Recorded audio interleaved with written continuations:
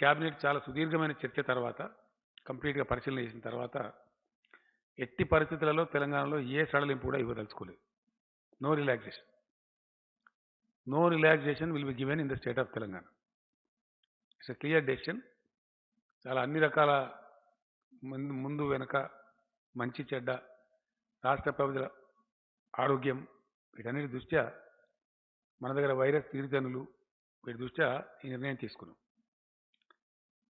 Health minister గారికి నాకు వాళ్ళు వైద్య డిపార్ట్మెంట్ అందించినటువంటి సమాచారం ప్రకారం మనకి చాలా వరకు 1 మే మనం అవుట్ ఆఫ్ ప్రాబ్లం అయ్యే అవకాశం ఉంది అని చెప్తా ఉన్నారు. ఇక ఇప్పుడు ఉన్నటువంటి వాళ్ళు ఎవరైతే ఉన్నారో వాళ్ళందరూ కూడా ఎగ్జాస్ట్ అయిపోతున్న వాళ్ళ డేట్స్ 28 డేస్ ఉండాలనే ప్రోటోకాల్ కూడా కంప్లీట్ చేస్తూ ఎగ్జాస్ట్ అవుతా ఉంది బై 1 మే. ఎవ్రీడే డిశ్చార్జ్ అవుతూ ఉన్నారు కొద్ది మంది. 1 మే కల్లా పోతుంది. కానీ ఈ లోపల కొన్ని కొత్త కేసులు కూడా వచ్చేటువంటి అవకాశం ఉంది. అక్కడి నుంచి తగ్గేటువంటి అవకాశం ఉంటుంది. ఫర్ ఎగ్జాంపుల్ ఈరోజు 450 పైచీలకు టెస్టులు చేస్తే అందులో 18 మాత్రమే పాజిటివ్ వచ్చినాయి. కొన్నిసార్లు ఫ్లక్చువేట్ అవుతుంది, ఎక్కుతా ఉంది, కొద్ది తగ్గుతూ ఉంది, రకరకాలుగా ఉంది. But 1 may we pray to God and do the best effort. దాంతో డౌన్ఫాల్ పోయే ఆస్కారం ఉంటుందని చెప్పి మన వైద్య విభాగం యొక్క అంచనా ఉంది. అట్నే జరగాలని మనమందరం కూడా కోరుకుందాం. అయినప్పటికీ మనం జాగ్రత్తగా ఉండకపోతే మాత్రం దెబ్బతినే ప్రమాదం ఉంటుంది. గతంలోనే మనం గైడ్లైన్స్ ఇచ్చినాం. లాక్డౌన్ తెలంగాణలో అనౌన్స్ చేసిన రోజున గైడ్లైన్స్ ఇచ్చినాం. అవే గైడ్లైన్స్ యథాతథంగా అమలు చేయబడతాయి. సేమ్ ఇంతకుముందు ఉన్నటువంటి సపోజ్ కూరగాయలు, పాలు, కిరాణా షాపులు తెచ్చి ఉంటాయని చెప్పినాం. నైట్ టైం కర్ఫ్యూ ఉంటుందని చెప్పినాం. అవన్నీ యథాతథంగా ఇంతకుముందు రాష్ట్ర ప్రభుత్వం నిబంధనలు ఏవైతే పెట్టిందో అవి యథాతథంగా అమల్లో ఉంటాయి. నిత్యావసర సరుకులు, పసిపిల్లలు తాగే పాలు, కూరగాయలు వగైరా వగైరా ప్రజలకు ప్రతిరోజు అవసరం ఉండేవి మాత్రకు డెఫినెట్గా అవి అందుబాటులో ఉంటాయి. కొన్ని పనులు కొనసాగుతాయని మనం చెప్పినాం. కొన్ని ఇండస్ట్రీస్, ఎందుకంటే ఇండస్ట్రీ అంటే రైస్ మిల్ ఫర్ ఎగ్జాంపుల్, వాళ్ళు బియ్యం పట్టకపోతే మనకు అన్నానికే రాదు. నూనె మిల్లులు కొన్ని కొనసాగుతాయని చెప్పినాం. మన అవి నిత్యావసర సరుకుల లింకే అది. సో అటువంటి శానిటైజర్లు, తర్వాత మనకు మంది ఇచ్చేటువంటి ఫార్మా కంపెనీలు గతంలోనే మనకు ఇచ్చిన గైడ్లైన్స్ ఉన్నాయి. అవి కొనసాగుతాయని, అవన్నీ కూడా కొనసాగుతాయి. ఆ గైడ్లైన్స్లో ఎటువంటి మార్పు లేదు. కానీ కేంద్రం చెప్పినటువంటి సడలింపు, ఇంకా కేంద్రమే రాష్ట్రాలకు ఇచ్చినటువంటి గైడ్లైన్స్లో ఒక మాట స్పష్టంగా చెప్పినారు. ఏ రాష్ట్రం కానీ దేశంలో, ఏ యూనియన్ టెరిటరీ కానీ మేమిచ్చే మార్గదర్శకాల కంటే ఇంకా స్ట్రిక్టర్ మెజర్స్ అక్కడ స్థానిక పరిస్థితులను బట్టి తీసుకోదలిస్తే తీసుకోవచ్చును, మాకు అభ్యంతరం లేదని చెప్పినారు. ఈ జీవో ఏదైతే 1897 జీవో ఉందో, ఎపిడెమిక్ డిజాస్టర్ మేనేజ్మెంట్ జీవో ఉందో, దాని కింద కేంద్ర ప్రభుత్వానికి ఉన్నటువంటి అధికారులే రాష్ట్ర ప్రభుత్వానికి కూడా ఉన్నాయి. ఆ పవర్ కూడా రాసింది స్పష్టంగా యాక్ట్లో. ఆ యాక్ట్ కిందనే మనం ఇప్పుడు ఈ ఆర్డర్స్ పాస్ చేస్తూ ఉన్నాం. టుడే క్యాబినెట్ కూడా తీసుకున్నది. మన రాష్ట్రంలో 3 భాగాలుగా ఇది ఉండేది. ఒకటి విదేశీ ప్రయాణికులు. ఆ చాప్టర్ 100% సుఖాంతమైంది. ఇప్పుడు అందులో ఎవరు చనిపోలేదు. ఇనీషియల్లీ 32 ఉండే నంబరు, అది కొంచెం పెరిగి 64 అయిన ఉండే. కంప్లీట్ ప్రోటోకాల్ ప్రకారం 100% వాళ్ళంతా డిశ్చార్జ్ అయిపోయినారు. ఆ సమయంలో మన దగ్గర క్వారంటైన్లో ఉన్న 26,000 మంది కూడా క్షేమంగా అంతా డిశ్చార్జ్ అయిపోయినారు. ఆ తర్వాత వచ్చినటువంటి నిజాముద్దీన్ ద్వారా వచ్చిన ప్రాబ్లమే మనకు కంటిన్యూ అవుతూ ఉంది. వాళ్ళు, వాళ్ళ ఫ్యామిలీ మెంబర్సు, వాళ్ళ సెకండరీ కాంటాక్టు, వాళ్ళు తిన్న చోట, కూర్చున్న చోట రకరకాలుగా వస్తూ ఉన్నాయి కేసులు. కాబట్టి దాన్ని మనం కంటిన్యూ పరిశోధన చేస్తూ ఉన్నాం. అది ఎక్కడ కట్ అయితే అక్కడ ఆల్మోస్ట్ మనకు సమస్య ఆగిపోయే పరిస్థితి ఉంటుంది. అదర్వైజ్ వేరే ఇంకే రకమైన కేసులన్నీ ఉన్నాయంటే ఒక 13-14 ఫ్రగైల్ కేసెస్ ఉన్నాయి. వాటిని సెర్చ్ చేస్తూ ఉన్నారు. వాళ్ళని తెచ్చి అడ్మిట్ చేసినారు. వాటిని ఆ నంబర్ పెద్దగా లేదు. అటువంటి సూచనలు కూడా మనకి ఇక్కడ పుటమరింపులు లేవు రాష్ట్రంలో. కాబట్టి దీనికి సంబంధించి మనకు బ్రేక్ కనుక దొరికితే చాలా వరకు మన రాష్ట్రం బాగుపడే అవకాశం ఉంటుంది. ఫర్దర్ కేసెస్ రాకుండా ఉండేదానికి కూడా ఆస్కారం ఉంటుంది. మనం అందరం కూడా భగవంతుని ప్రార్థిద్దాం అటువంటి సమయం రావాలని చెప్పి. కానీ ఎందుకైనా మంచిదని మనం ఈ సడలింపులు ఇవ్వటం లేదు ఒకటి. మే 3 వరకు అంతకుముందు తెలంగాణ ప్రభుత్వం పెట్టినటువంటి ఏప్రిల్ 30 గడువు ఉండనే ఉంది. దాని మీద భారత ప్రభుత్వం విధించినటువంటి గడువు మే 3 వరకు ఉంది. కాబట్టి మే 3 వరకు ఎలా ఉండి తీరుతుంది. నేను చాలా ఇంటెన్సివ్ సర్వే చేయించాను. మన క్యాబినెట్ మీటింగ్ కోసం ఏదైతే పిలిచినామో డెసిషన్ తీసుకోవాలి కాబట్టి జనంలోకి సర్వేలు పంపించాం. ఆల్మోస్ట్ 94-95% మంది ఖచ్చితంగా ప్రజల అవసరం దృష్ట్యా, ప్రజల ఆరోగ్యం దృష్ట్యా, ప్రజల క్షేమం దృష్ట్యా కఠినంగానే ఉండాలి, లాక్డౌన్ పొడిగించాలి అనే మాట సర్వేలో చాలా స్పష్టంగా వచ్చింది.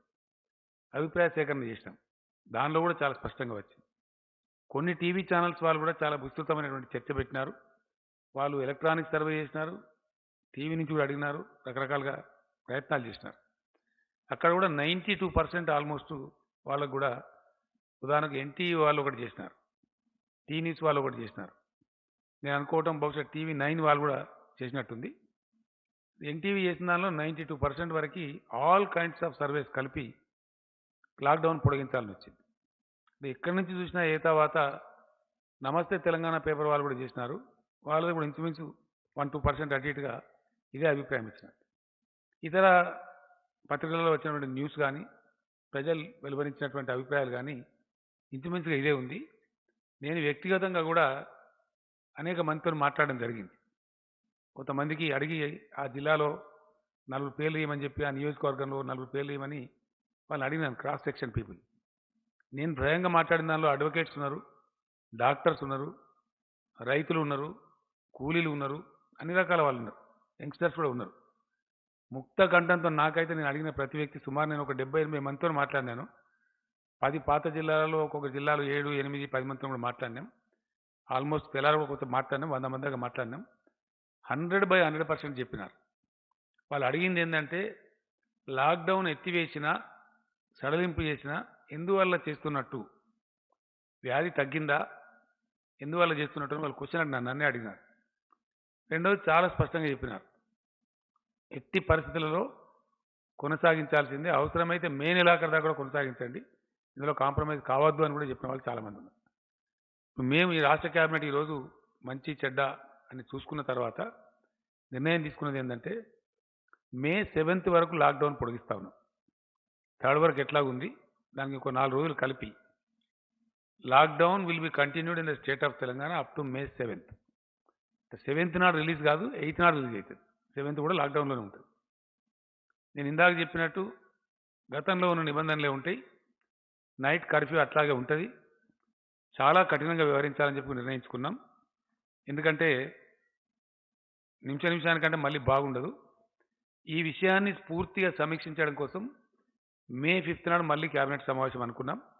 మే 5th నాటికి ఏం పరిస్థితులు ఉంటాయి, ప్రపంచంలో ఏం పరిస్థితి ఉంటుంది, దేశంలో ఏం పరిస్థితి ఉంటుంది, మన రాష్ట్రం ఏ పరిస్థితి మనం చేరుకుంటాం, వాటన్నిటిని బట్టి ప్రజలు కూడా ఏ మూడ్లో ఉంటారు, ప్రజల ఆలోచన సరళ ఎట్లా ఉంటుంది, వాటన్నిటిని బట్టి భవిష్యత్తు నిర్ణయం తీసుకోవచ్చు అని చెప్పి 5th మే నాడు మళ్ళీ మంత్రివర్గ సమావేశం ఉంది. ఆ విధంగా మనం ముందుకు పోదామని అనుకున్నాం. కంటైన్మెంట్ జోన్స్ ఏవైతే ఉన్నాయో అక్కడ చాలా కఠినంగా వ్యవహరించాల్సిన అవసరం ఉంది. నేను డీజీపీ గారిని ప్రత్యేకంగా కూడా కోరినాను. I humbly request all the police officers in the state. ఈ ప్రాబ్లం ఎక్కువగా కంటైన్మెంట్ చేసినటువంటి, మనం కంటైన్మెంట్ చేసిందే, the very meaning of containment is నిలువరించడము అని అర్థం. వ్యాధిని ఆ పరిధి దాటకుండా అక్కడికక్కడనే ఆపివేయటం లేదా నిలువరించడం అనేది అర్థం. ఆ నిలువరించడంలో మనం విఫలం కావద్దు ఎట్ ఎనీ కాస్ట్. చాలామంది తిరిగినారు, ఆరోగ్య మంత్రి గారు, మున్సిపల్ మంత్రి గారు, మా చీఫ్ సెక్రటరీ గారు, డీజీపీ గారు, అర్బన్ డెవలప్మెంట్ సెక్రటరీ గారు, చాలామంది ఆ కంటైన్మెంట్ ఏరియాస్లో తిరిగినారు, ప్రజలకు చెప్పినారు ఎందుకు కంటైన్ చేయాల్సి వచ్చింది, సమస్య ఏంటి అని చెప్పినారు.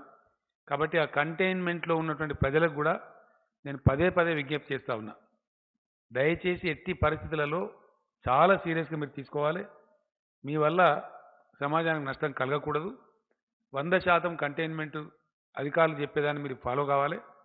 ఇది మన రాష్ట్రం కోసం, మన ప్రజల కోసం అవసరం కాబట్టి వేరే విధంగా అనుకోకుండా అది ఫాలో కావాలని చెప్పి కంటైన్మెంట్ ఏరియాలో ఉండే ప్రజలను నేను కోరుతూ ఉన్నాను.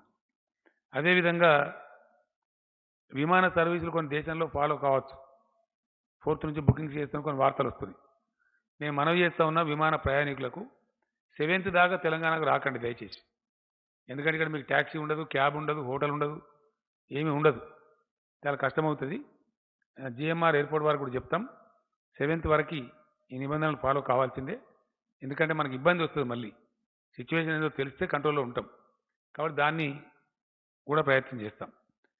కొన్ని గ్రాసరీస్ సప్లై చేస్తారు. లైక్ బిగ్ బాస్కెట్ లాంటి వాళ్ళు షాప్ ఉన్నారు. గ్రాసరీస్ అంటే కిరాణా సరుకులు. ఇంగ్లీష్లో అయితే ఏదో గొప్ప కూడా గ్రాసరీస్ అంటే కిరాణా సరుకులు, కూరగాయలు ఇట్లాంటి సప్లై చేసే వాళ్ళకి ఇబ్బంది లేదు. ఫ్రూట్స్ కానీ సప్లై చేసే వాళ్ళకి ఇబ్బంది లేదు. కానీ కొన్ని ఉన్నాయి. వాళ్ళ పేరు ఏంటంటే ఒకటి స్విగ్గీ, ఇంకోటి జొమాటో. వీళ్ళు ఫుడ్ సప్లై చేస్తారు. ఇది కొద్దిగా ప్రమాదకరం. రేపటి నుంచి వీళ్ళని బ్యాన్ చేస్తూ ఉన్నాం. ఈరోజు ఆర్డర్స్ ఉంటే ఇచ్చుకోవచ్చు, కానీ రేపు పొద్దు నుంచి మాత్రం ఎట్టి పరిస్థితిలో ఈ స్విగ్గీ అనేది, జొమాటో అనేది రాష్ట్రంలో అనుమతించం. వాళ్ళు ఒకవేళ అతిక్రమించిన మాటకు వాళ్ళ మీద చర్యలు తీసుకుంటాం. కారణం ఏంటంటే వేరే ఇతర ప్రాంతాల్లో మన దేశంలో ఒక పిస్తానా పాస్తానా పిజ్జా ఆ పిజ్జా అనేది తెప్పిస్తే 69 మంది దాంతో ఎఫెక్ట్ అయిపోయారు. ఢిల్లీ దేశ రాజధానిలో 69 మెంబర్స్ ఎఫెక్ట్ అయ్యారు. ఒక వ్యక్తి పిజ్జా తెచ్చిస్తే. మరి ఈ సపరేట్గా ఇంటికాడ మంచిగా ఇంత వండుకొని వెళ్ళిపోయా మీరు తినక ఎందుకు మనకు అది ఈ పిజ్జా ఎందుకు బొజ్జా ఎందుకు దాంతో చచ్చుడు ఎందుకు నాకు అర్థం కాదు.